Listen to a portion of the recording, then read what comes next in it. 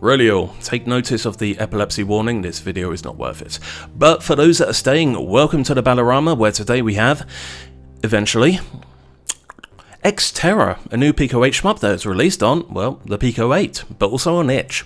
I love these things. So what shall we do first? Let's go on to play, then retro, and we are met with a little bit of a loading screen. So this is the first time I've done a Pico-8 video, but not the first time I've done a fantasy console game, and the Pico-8 is the most popular of those. It tries to emulate an 8-bit experience with a resolution of a whopping 128 by 128 pixels, so why then is this video in 4K? Because you can, and it scales beautifully. And this game came out a few days ago by Lokstriker. It's their third shmup on the system. I've only played Steel Surge Revolution, which was their attempt at a caravan shmup. The quality was certainly there then, and the quality is certainly here today.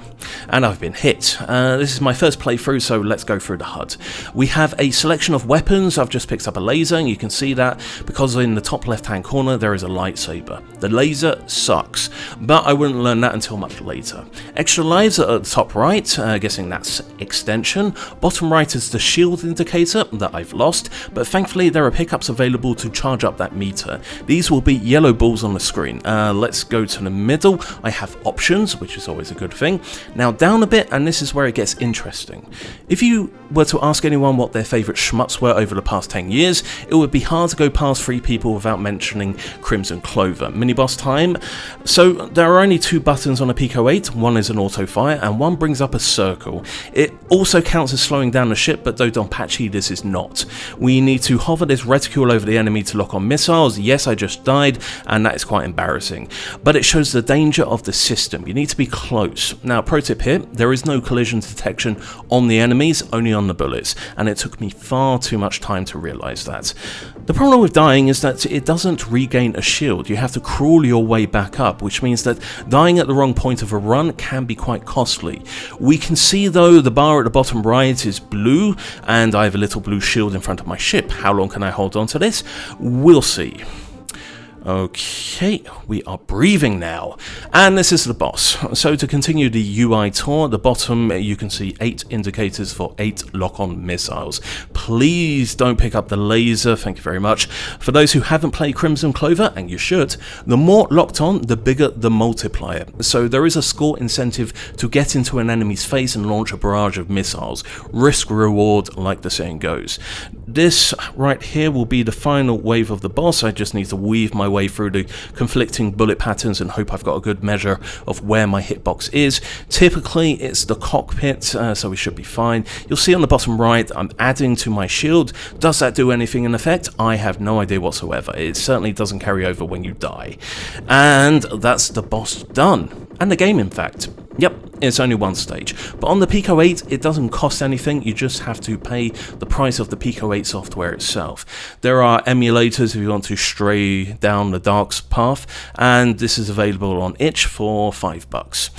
We've saved the planet, and because there were extra lives, then there's a nice little point bonus. How much? 4 million. Is that good? No idea, but hey, we get a GG Alesta freestyle ending screen, respectfully clothed, but not by much. Looks like she's playing in the sandbox. Okay, everything's explained. Shall we go again? Yeah, let's play it again on modern. So what does that mean? Well, we can start to see here the differences between modern and retro. We're not talking about the graphical style. How can we get modern on a Pico-8 after all? No, this is Tower Plan versus Cave. This is traditional shmup versus bullet hell. But there's barely a speed difference in the bullets themselves. So in fact, retro and modern is a difficulty selector, normal and hard. This means I really have to hope that my hitbox is teeny tiny, because I will need to do some serious weaving. And right, this enemy goes away, and I do believe that coming up, yes, we have a laser away. This is not my first modern run, unlike retro, so I think I've learned what to do by now. We get close after every wave, we lock on, and then we move to the bottom. I will need to sweep the screen like cave games of old, trying to lure the bullets to my location and move out of the way. Here though, it's not much of a worry, but this comes with thousands of hours of practice in other games. But if you're new to the genre, player, prepare to be overwhelmed. And here is the sweeping. Start from the top right, edging around the borders. Our first bout of slowdown. I went up too quick, but that's okay. So unlike Battle Marine, which was targeting a set processor at a set clock speed, the limitations of processing here are a bit more unknown to me. I weave, I lock, I move over, and for the next phase of the mini-boss, because the many lock-ons, this shouldn't hopefully last for too much longer. Yep, it is done. So, yes. What has always amazed me about this is that these are retro-looking experiences, but playing by modern rules. The closest you can get to this experience is probably Wrecker on the NES, and even then is not pushing to this level of complexity. This is a short game, but a very enjoyable one, and a great addition to what is already a great series of shmups on the platform.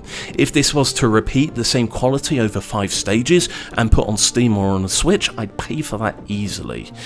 Okay. And I have been hit. I had 2 bars full, but nothing has carried over. The laser is away, thank you very much. I think I have the right weapon for the end boss. So, what's new here? Well, I lost life immediately. For one, I need to weave from side to side. These are very fast, but the pattern is not going to last for too much longer. And next attack, I'll have to be very careful here. These streams will aim in my general direction, but the bullet lines will dance counterclockwise. So the perfect opportunity to get some missiles in. And come up to the forward. Yes, last pattern. There is a cone free at the front, but occupied by the rotating bullet circles. I'm on my last life now. No shield left. I have no idea how much health is left on this boss. I hope very, very little. But now we just sit and wait and hopefully don't do anything stupid. Come on. There we go. Success. Oh, and a much higher score than Retro. 6 million points here. Is that good? I still have no idea. But here is the planet, yet again, completely saved. And is this going to be like GG Alesta 3, where we get a slightly different ending screen? Maybe a smile? Well, let's see in a second. Nope, it's absolutely the same picture. Shame, but oh well. That was Ex Terra, a frenetic, short, bullet hell shmup experience on the Pico-8, yet another great addition to the library, and more than recommendable if you own the platform or play it through other means. But that's it for me, and that's it for the Balorama. Thanks for sticking by, till the next time.